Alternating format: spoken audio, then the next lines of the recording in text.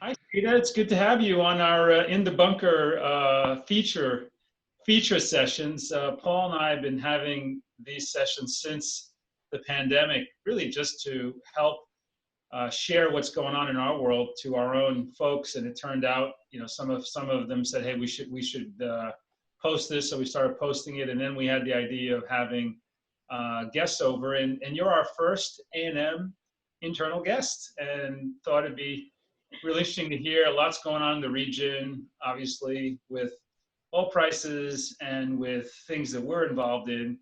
And we thought it'd be great to have that international perspective on the pandemic, the economic reality, and then a little bit of your personal story, which is I find quite interesting as I've gotten to know you a little better.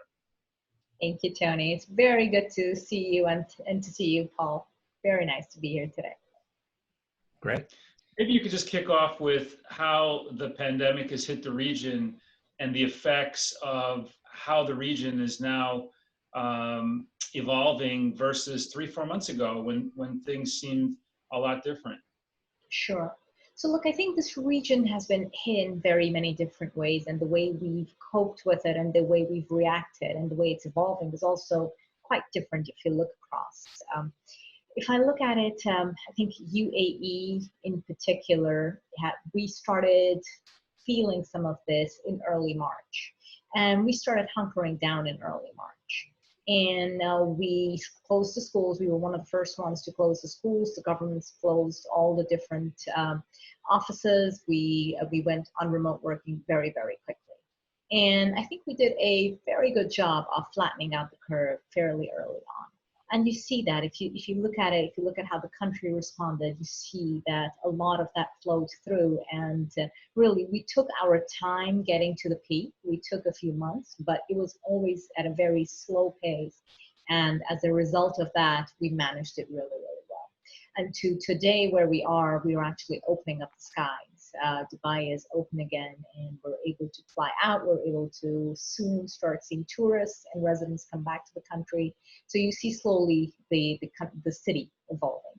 I think you'll see Abu Dhabi react in a slightly different way. I think Abu Dhabi has been a bit, a little bit more, I would say, grounded in terms of how it's reacted. And I think it's going to take a little bit longer to open up, but it's also well on its way. Mm-hmm. And I think that's, and the Northern Emirates are probably going to follow suit soon. If we look at the rest of the GCC, we see also a similar trend in many ways, but some differences. Saudi is, I think, a slightly different story. Saudi is opened up a little, but I think it's probably going to take a little bit longer before it gets back to a little more activity. It's a much larger country. There's a lot more going on in Saudi. It's much more populated, so it's understandable. And I think the rest of the countries are probably somewhere closer to Saudi than they are to the UAE. So I think we see this. We see the countries in the region have gone through this. We closed down early, and we're now starting to open up. And it's in time because it's summer, and summer usually tends to be a time where there's a lot of people going out, and there's a lot of, let's say, family and social life that's happening outside the region. So I think in light of that, we'll see a lot more countries open. But yeah, I heard July is a very nice time to visit the Middle East, right? Nice, cool and refreshing. Is that how it works? Oh, it's absolutely fantastic. Just make sure you bring your ski clothes. That's all I'm going to say. You don't leave the malls. Yeah, but so great to have you as our first internal guest in the bunker, and we're bunkered down here. I guess why don't for those who don't know, you're our leader of A&M in the Middle East, which consists of excuse me, right now I believe we have 2 offices in Dubai and in Riyadh, right? But I think what would be interesting to hear from you is as far as our team goes in the region, how many people we have and what exactly we're doing there. But also, more importantly, how, as you as the leader, how did you manage the team, and how has it been with everybody working remotely? Because Tony and I talk about that a lot. We're dealing with those challenges a lot across the A&M firm all over the world. Would love to get your perspective as a local leader, how you're managing that with our people. Sure. So look, I think it's actually been an interesting last few months. What most people don't realize about Dubai is and the UAE is, if you look at the population, it's about 85% expat, which means 85% of the people that live here won't necessarily have the same social networks and the deep connectivity to the country and the region as with a lot of other places. Which means when things like COVID or others happen, it's just the dynamics are slightly different, because you have to deal with a group of people that come from many different nationalities, many different countries, many different places, and they don't necessarily have that safety net that a lot of other people would in a lot of other places. So it's been frankly, that has been something we've had to very actively deal with very very early on. We've known that. I mean, we know that's a reality of being in the region in many instances, in many ways. And that's also frankly one of the things that makes us so unique and so great to be because it's the diversity, right? But if I look at it, that's been one key challenge for us as well. But I think we've dealt with it in a few ways. Very early on, when we realized that the country and the government were moving towards the path of working remotely, we decided as an office that we will do the same. And we recognize that if we are to do this, probably one of the very first things we will need to do is increase the communication. So we started on a weekly basis to have a meeting or an open meeting with everyone in the office, where we would come in, we would talk about it, we would talk about updates, talk about what's going on. So that was one part of it. The second thing we did is we were very open with a lot of our colleagues, and we said, listen, we understand that we're entering a period of uncertainty. So if you would prefer to go and be closer to your loved ones and work from other places, that's fine too. So a number of our team members actually took us up on that, and they said, you know what, we would rather go and be closer to the rest of our families. And they flew out close to the beginning of the slowdown, and they've been working remotely.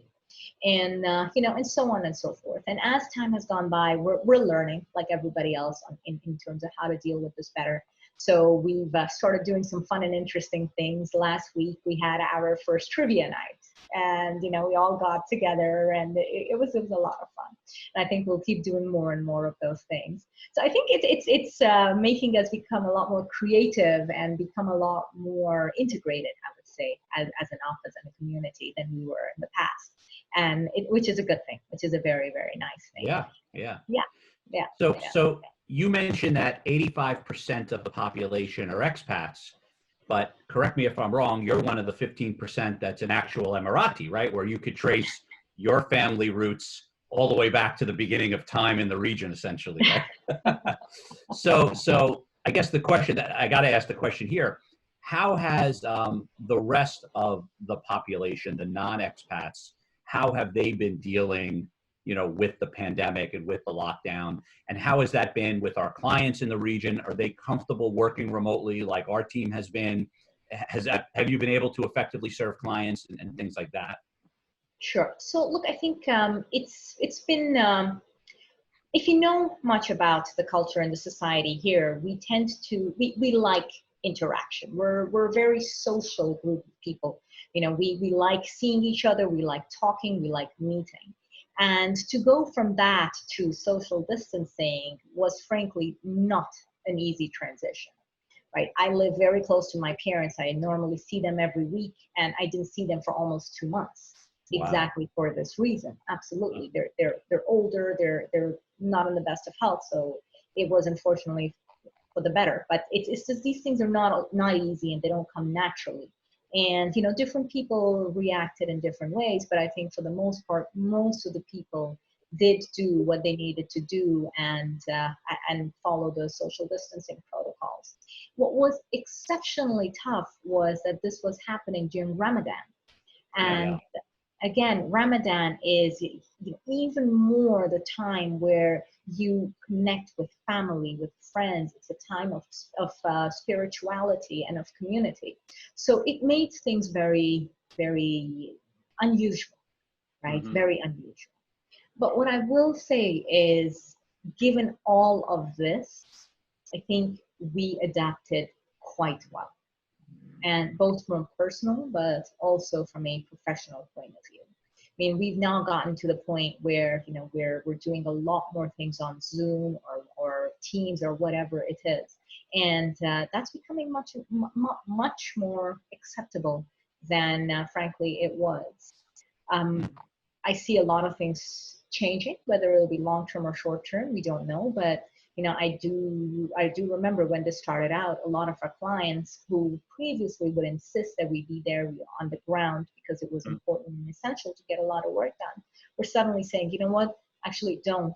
We'll do this remotely.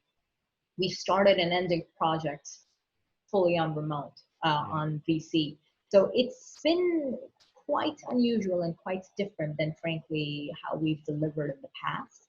I think lots of good things have come out of it. And I think where we get to in the future will hopefully be some kind of an integrated model where we take a little bit of what we used to do, a little bit of what we've learned through this, and we put it together and we see where we land. Very good. Saeeda, the UAE, particularly Dubai, and to some extent Abu Dhabi, is a really vibrant social city. Lots of restaurants, lots of places and things to do, usually indoors because it's so hot, but a lot of things to do. And restaurants have been proliferating, and yet now with this pandemic, there's a lot of hospitality and restaurant businesses that are really struggling. And I know a couple of friends that have had businesses there are actually shutting their businesses down. What do you think is going to happen to that part of the industry, of the economy, given these businesses did not have lots of working capital room, safety nets, and yet there's a demand for that in the community? You think that there's going to be a rotation? You think that there's going to be sort of a rationalization of it? Yeah. Look, I think there will be a change, and I think there will be some that come out of it, and I think there will be some there will be new concepts and new things that will come out of it. I don't think what's happening here is necessarily any different than what happens in many other parts of the world, and is happening all over the world, and happens as we go through cycles. I think it's happening at an accelerated pace. That is absolutely the case, but I think it's absolutely something we've seen before. Yes, I suspect there are some restaurants, and probably not only just hospitality, I think this would probably go for businesses in general, that did they either they saw this coming or they were just better prepared for any other reason. And they did what they could to make sure that their cost base was as flexible as possible, that they were able to minimize their costs, they were able to become and leverage digital as much as they could, and frankly, just adopt an agile and a lean operating model.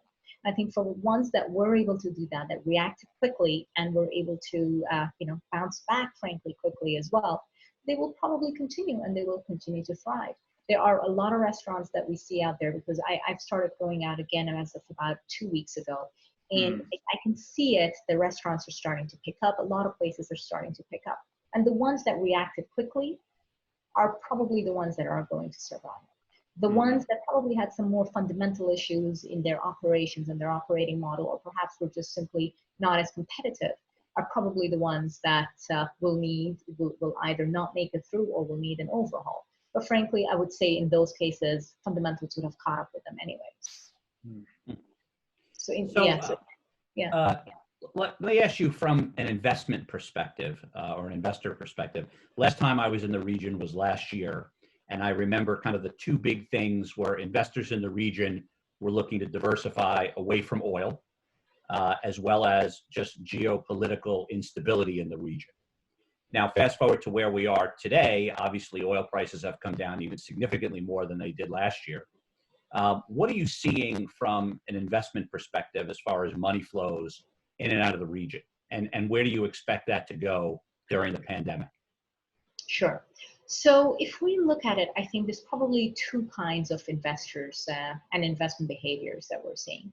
I think there are certain groups of investors that frankly had the means and frankly the appetite as well to take advantage of some of the things that we're seeing. I mean, they're in the papers, right? There are lots of large deals that are happening. just yesterday, there was a $20+ billion deal that ADNOC announced in terms of the gas pipes. So there is a lot of activity happening. If you look at it, Mubadala has been active, PIF in Saudi has been active. So there's a lot of deals that are going on and that are still quite active. And I suspect that will continue because a lot of these investment funds, well, the investment companies, but also sovereign wealth funds, are quite mature and they understand what it means to look through the cycle, and they understand that this is probably the time when they should start looking for good deals. I think that's one part of it. But I think there's probably also another group of investors that perhaps was not quite as well positioned going into this and has not been able to react as quickly or frankly as in an agile way as they would have liked to.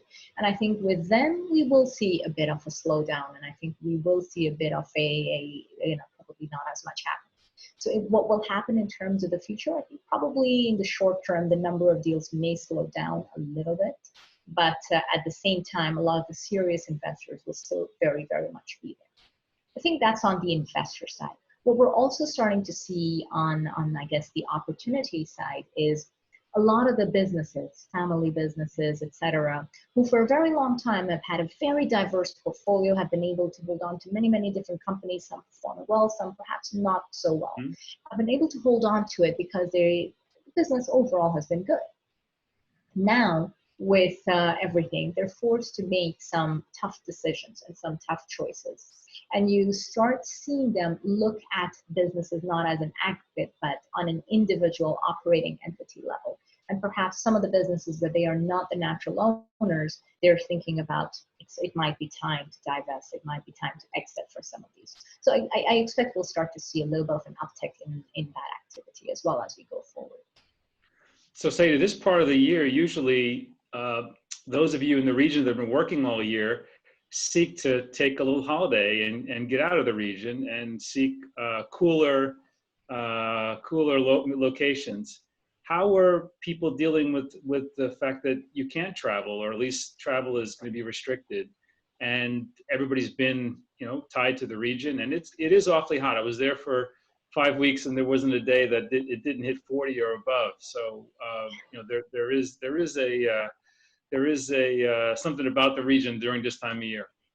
Yeah, no, you're absolutely right, Tony. This is summertime, and it is getting hot. It is getting a bit humid. Look, I think there's uncertainty right now in terms of what the summer will bring. I think the good thing is slowly we start to see that at least the Bay has opened up, and I think hopefully some of the other cities, airports, etc., will also open up. People are hoping that at some point they will be able to fly out, they will be able to spend some time away.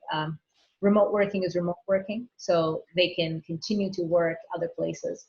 I think that's a little bit also the question mark right now, which is we've been in this remote working mode. We can probably continue for a while with everything that's going on. Nobody quite knows when people are going to get back to work. So I think there's a lot of uncertainty in that space, but I'm pretty sure we'll find a way to take a little bit of vacation at some point in the next few months. So we were talking a little bit earlier. I want to talk a little bit about you personally now, Dr. Saeeda Jaffar. We should make sure we give you the proper respect as a doctor. I think it would be interesting for people to hear. I know it because I've spent time with you in the region, but many people don't know. I think it would be good to just get a little bit of your background and, before you got to A&M, and then how you got to A&M. And then a little bit about your personal life, your family life, and how your husband and your son, you've been managing through this. I know we were joking earlier about your remote schooling, and I think it would be good for people to hear a little bit about just your journey to A&M and how personally you've been managing during this period. Of course. So look, I'm an engineer by training. As you said, I guilty, yes. It's what my brother says, I'm a fake doctor, yes, but I have a PhD in engineering.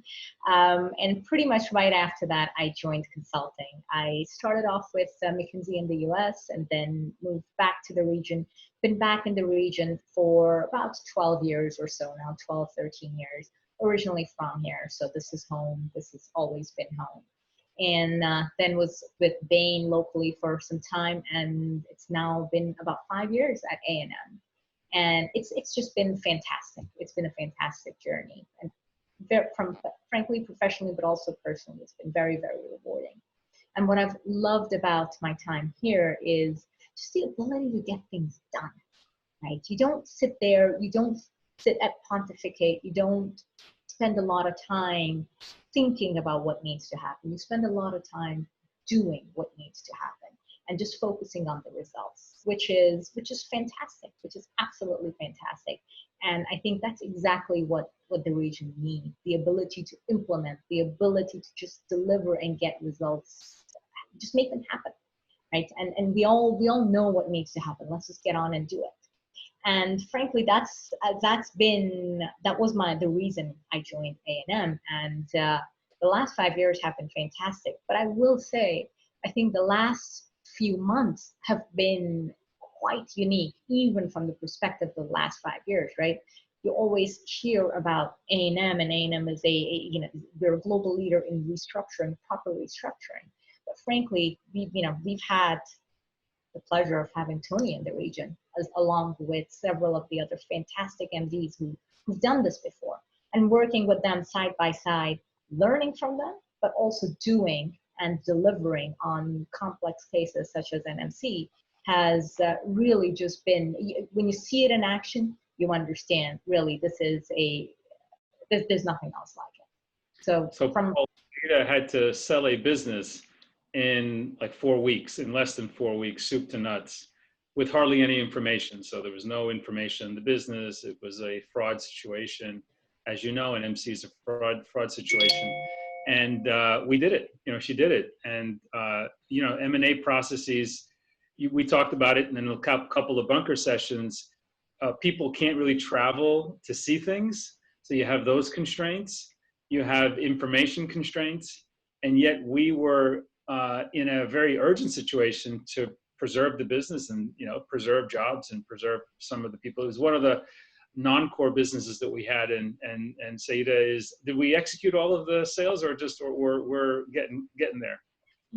All of them are more or less executed. Yeah, most of them are. Yeah. Fantastic. So we're getting there. Yeah, we're getting there. I'll tell you what else the cool Saeeda story is. We were there. The first wave of us had to actually physically be quarantined in our rooms for 2 weeks. The second wave, we're able to get away with 1 week because they took the test and the rules kind of changed. But we were there for 2 weeks. And that first week was tough. When we got there, we had, gift baskets and all that. So it was great. But that end of the first week, all the gifts were they were gone. We went through them all. We ate them all. And we were kind of going into our second week, and Saeeda had a mystery gift sent. We didn't know who it was from. We were just wondering who gave us these great gifts, and it was Saeeda. I still have the chocolate dates that I've been the dates. The chocolate dates that you gave us at dinner. That was amazing, and the dinners that we had were great. All the different dinners we had. So it's been great experience, and I guess that's the great thing of that culture, is that there is still a personal importance of personal relationships and connections, and it's not just about the business. It's also building relationships, and that's the first thing people do there when they do business, is they establish, who are you? Are you somebody I want to do business with? And that was evident. So great from our standpoint too, Saeeda, that you were a gracious host and took care of us. It was my pleasure, and we're looking forward to having you back in the region, Tony. Yes, I will be back. But I think that point, Tony, is actually a really good one, because the times that I've been in the region with Saeeda, and we've been going around meeting with clients and relationships, many of the people that Saeeda has brought me to meet with have been family office types and family organizations where that personal connection is really critical. And I think if you're an expat in the region, you really don't have access to those type of individuals. And that personal connection, I see, goes a long way. It's great for our business, and I've seen the benefit of that, the personal relationships, and how that comes into play. I mean, Saeeda, you would obviously agree with that, right? Absolutely. Absolutely. Look, I think it's every culture is different and every place is different. And I think for anyone to succeed anywhere, you absolutely need the technical side, but you also need the human side of it. And what exactly I guess the technical side is a bit more transportable. The human side tends to be a lot more unique and nuanced and specific to the part of the world that you're in. And I think it's the same here as it would be anywhere else, right? It's we're a specific part of the world. We have our traditions, we have our ways, and we love our ways, and we're very happy in our ways. And I think it's important, and we fully recognize everybody may not understand or know our ways, but I think it's equally important to respect each other's ways, and I think that's what makes for great relationships. Absolutely. Saeeda, project yourself 12 months from now. What does A&M and the practice look like post this pandemic, post the very meaningful cases that we were able to secure in the last couple of months, and the initiatives that you've got with respect to building the team? Where are we now, and what are we going to look like in 12 months? So in 12 months, look, I think the most important thing is, first and foremost, I think our people need to be happy, they need to be safe, they need to be secure. I think that's absolutely number one. And everyone who's with us now would have gone through and would have said, you know what, we did it. We all came out of it stronger and closer as a team and together. So I think that's the first thing. The second thing is, in terms of the clients, I want to make sure that our clients, they should feel, not because we asked them or we told them, but they should genuinely feel that even through this, we did everything we could, and we helped and we supported them to the best of our abilities, and gave them the best advice, and worked with them side by side to help them get through what is probably some of the most challenging and difficult times a lot of us, if not several of us, are going to live through or have lived through. So I think those are two probably from a fundamental point of view. And from a growth point of view, I think we are in a wonderful position. And I hope that in the next 12 months, we will continue to grow the business. We will continue to become bigger and larger, and frankly, deliver quality work the way we have been in the past. I mean, 5 years ago, we were barely 10 people. We are now well above 60 or so. So I think, we want to make sure we keep growing and we keep delivering quality work, and we keep doing what we do best. Great.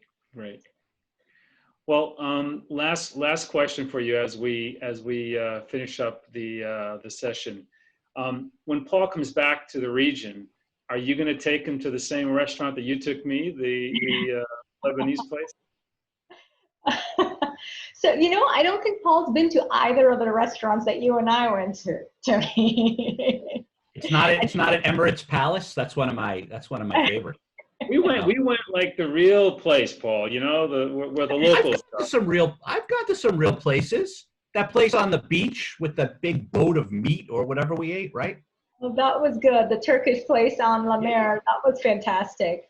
Yeah. No, we yeah, that was a good one. But there's a really nice one that you're gonna love, Paul, when you're here. When Tony was here, we went to the Bulgaria Hotel. It's a new one that wasn't here the last time you were here. Okay, so it didn't exist, Tony. It didn't exist. Otherwise, I would have been right up in. I enjoyed that last dinner we had, where it was not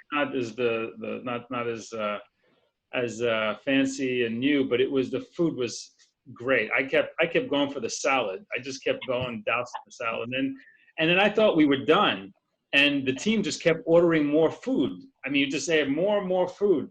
And I'm like, who's going to eat all this food, guys? No, we're hungry. So, this is what happens when you get quarantined, confined for 2 weeks. When you get out and you can eat, you're like famished. And I think we all lost pounds when we were there, and we all gained it back after we came out. Yeah. Well, here's another fun fact on Saeeda. She doesn't like the sun. She doesn't like the sun, and she's living in the middle. She goes out of every way possible to be out of the sun, even in the car, always out of the sun. That is true. That is very true. I spent several years in Boston and New York where I didn't see the sun. And you know what? That part of it made me very, very happy. It's a hard place to live if you don't like the sun, I would imagine. It's okay. Well, All the Saeeda, other things make yeah, up. thank you for joining us here in the bunker, and it was great to get to hear how you dealt with things over the last couple months and hear your personal stories. You're a great example for the region and in your leadership. So it's great to have you as our first A&M guest. Thank you. It's been an absolute pleasure. Thank you. Thanks, Paul. Thanks, Tim. Thank you.